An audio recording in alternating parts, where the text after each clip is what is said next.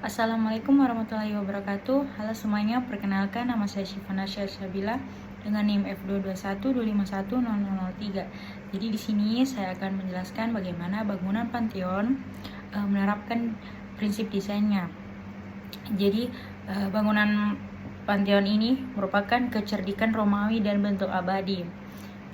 Bangunan ini sendiri dibangun antara tahun 113 dan 125 Masehi. Pantheon sendiri berdiri sebagai bukti keunggulan teknik dan arsitektur Romawi.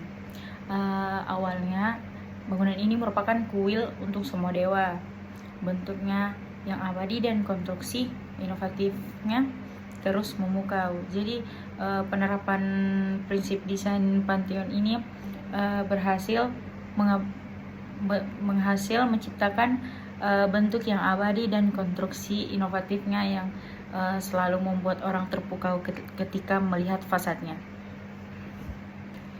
Baik, untuk yang selanjutnya saya akan menjelaskan bagaimana bangunan Pantheon ini sendiri berhasil membuat simfoni geometri dan cahayanya dapat terlihat memukau.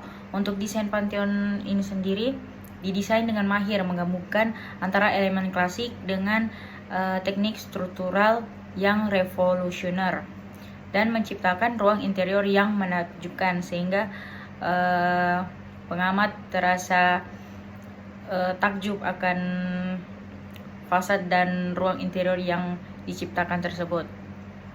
Untuk kuba dan okulusnya sendiri, bentuknya kuba betonnya masifnya yang tidak diperkuat, yang terbesar di dunia selama berabad-abad, memiliki okulus di tengah yang berfungsi sebagai satu-satunya sumber cahaya.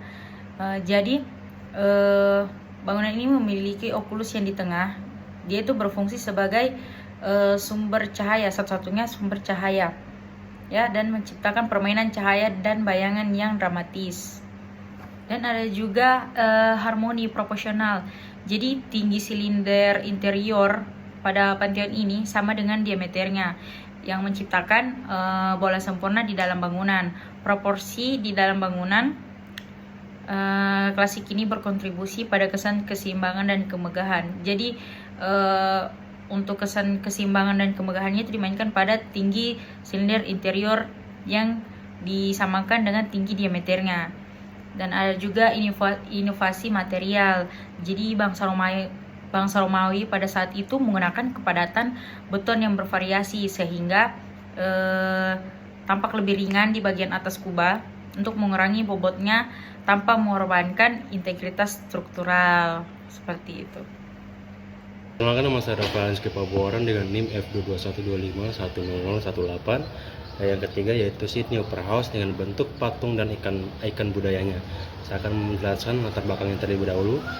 Untuk Sydney Opera House ini sendiri selesai pada tahun 1973 dan dirancang oleh John Hudson. Sydney Opera House ini sendiri adalah mahakarya arsitektur pada abad ke-20.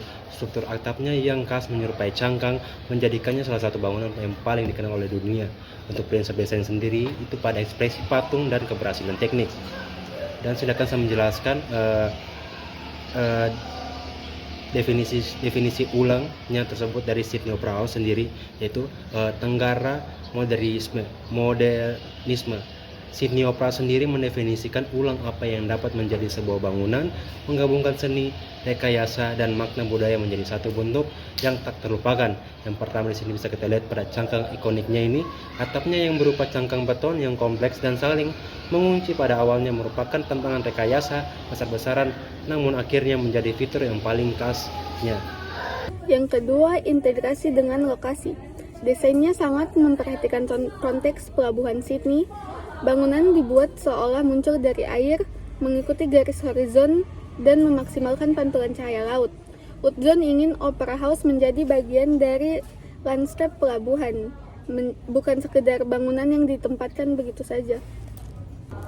Yang ketiga, technical innovation. Struktur cangkang beton yang saling mengunci adalah salah satu tantangan terbesar dalam sejarah konstruksi modern. Prinsipnya adalah bagaimana menciptakan bentuk kompleks yang tetap stabil, efisien, dan dapat dibangun secara modular. Inovasi teknik ini membuat desain yang tampak mustahil akhirnya bisa terwujud. Yang keempat, cultural identity. Utzon merancang bangunan ini sebagai ikon yang mampu mewakili ambisi dan identitas Australia. Bentuknya yang unik bertujuan menciptakan citra baru bagi negara, sehingga bangunan ini bukan hanya fasilitas pertunjukan, tetapi juga simbol nasional. Yang terakhir adalah interaksi cahaya dan bentuk. Permukaan putih cangkang dan orientasinya dipikirkan untuk menangkap cahaya matahari, menciptakan bayangan dramatis, serta memunculkan efek visual yang berubah-ubah sepanjang hari. Prinsip ini menekankan bahwa arsitektur dapat hidup melalui permainan cahaya. Sajat Al-Farizi dengan IMF 221-25-10-002. Yang keempat ada Burj Khalifa, kota vertikal dan kehebatan rekayasa. Dibuka pada tahun 2010 di Dubai, Burj Khalifa yang dirancang oleh Adrian Smith dari Skidmore, Owings, and Merrill adalah bangunan tertinggi di dunia. Ini mewakili pencapaian monumental dalam desain dan konstruksi gedung pencakar langit. Prinsip desain, ketinggian ekstrim, dan struktur hibrida. Burj Khalifa mendefinisikan ulang pencakar langit. Burj Khalifa mendorong batas-batas apa yang dianggap mungkin dalam konstruksi gedung tinggi, mengintegrasikan sistem struktural inovatif dengan penuh pengaruh budaya. Yang pertama, dena berbentuk Y.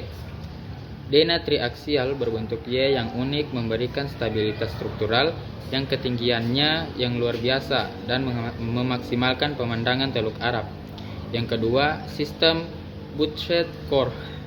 Sistem struktural inovatif ini secara efisien mentransfer beban angin dan menahan gaya torsi, sangat penting untuk bangunan sebesar ini. Yang ketiga, pengaruh geometri Islam.